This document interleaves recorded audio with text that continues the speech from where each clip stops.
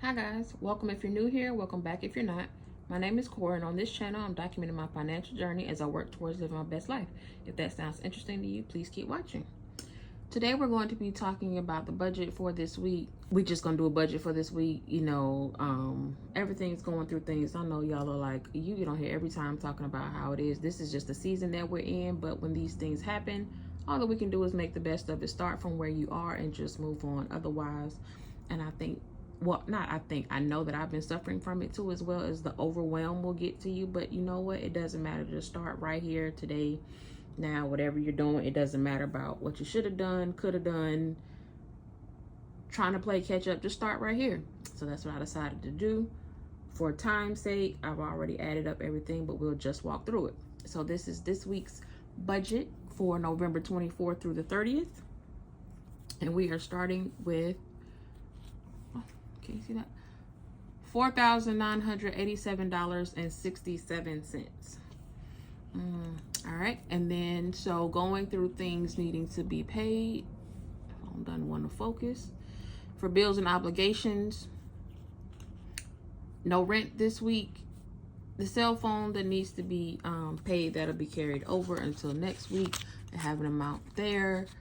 Fire stick, electric bill, $85 was put on the credit card. Need to pay that back. Car insurance and renter's insurance, I paid them together for about $230. One thing you'll notice on here is that I just rounded everything up to make it easier. We'll see how it goes once I do the actuals at the end of the week, but then we'll see where things are.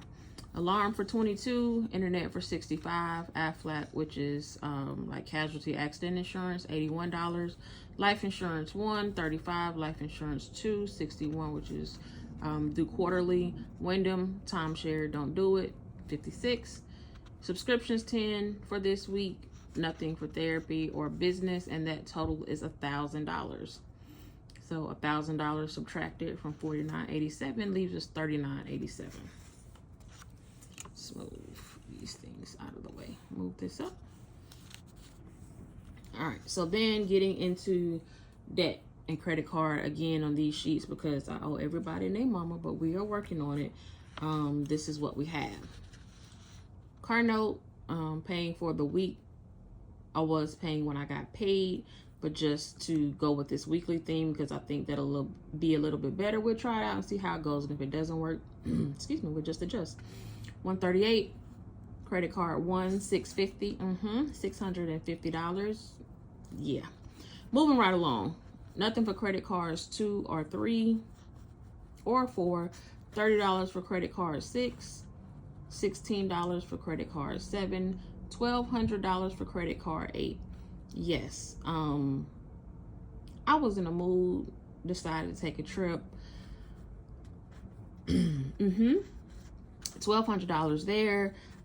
To be fair, I did have some of this saved up, or a bit saved up, because I had a concept of a plan where I would take a little trip maybe in the first part of next year. So I was saving up for that, and then I decided to just blow that all out of the water. So now trying to catch up and be responsible. Not catch up, but you do have to pay for things. There are consequences to the actions, and even though I'm loosely on this head, at the time when I decided to say, just forget it, we just gonna do what we do, it was fine, we did it. Now we have to pay for that. Credit card 9, $38 as usual. Credit card 10, $110. Yes, there are more credit card purchases and things that I need to pay back for than normal. Some of these cards are paid off, or were paid off, and I've made small purchases on them, so we need to pay for them. Nothing for credit card 11, 12, or 14.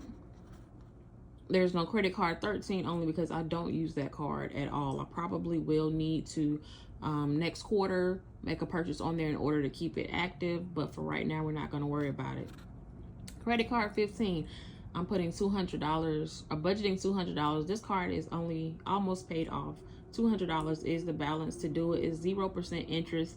So other than just wanting to get rid of it, which doesn't really follow anybody's budgeting method, you could kind of combat it or push it into The snowball method, which is where you pay your smallest debts first, that's not really what this is. It's just, I just want to get rid of it.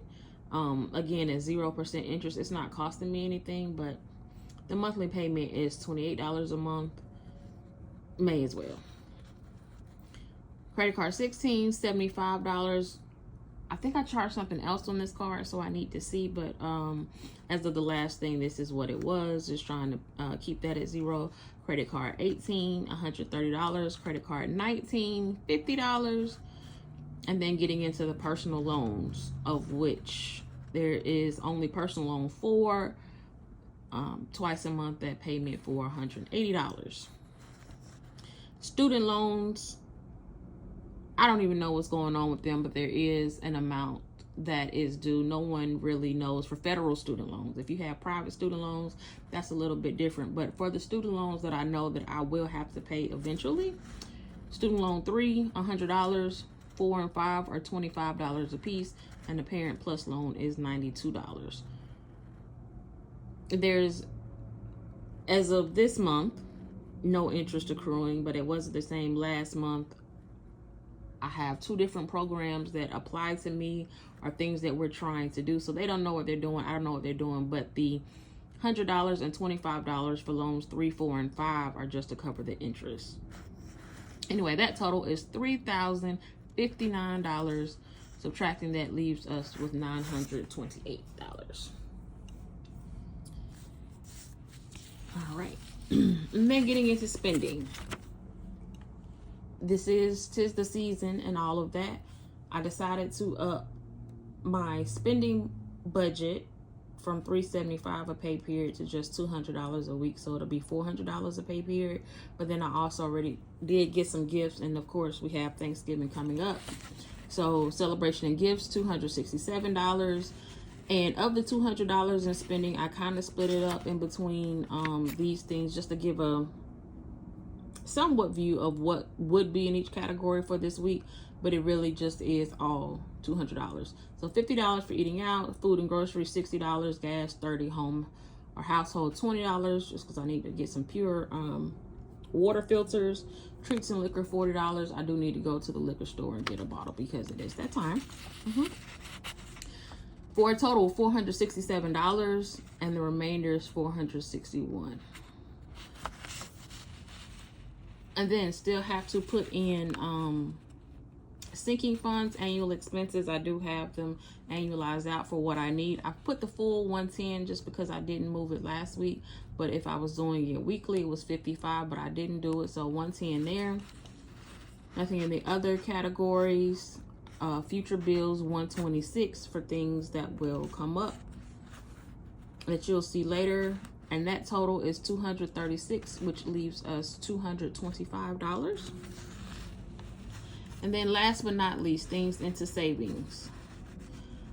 I'm trying to work on building my emergency fund, so we're going to put $100 in the emergency fund. Medical expenses of $50. I do have some things that I know are coming up and need to pay for that. And actually, when I went to the dentist about a week and a half ago, that was $58 that I had to pay. And I said, oh yeah, I do need to do this. So that total for savings is $150. Although technically this medical would be a sinking fund, but I was out of room, but it's okay. We all know what it means. For a total of $150. And so that leaves us with $75 to leave to roll over, or as a kind of buffer in case something else comes up. Again, it is Black Friday time. We'll see what happens. But that's it. I'm going to do my best to stick to this budget. Again, but most of it is largely already accounted for, and paying back expenses I've already paid on a credit card. So we're just gonna share, enjoy, spend time with family, rest, get my life together, start planning some things, and that's what we'll do. So thanks for watching. If you've made it this far, hope you enjoyed the video, and I look forward to talking to y'all soon. Bye now.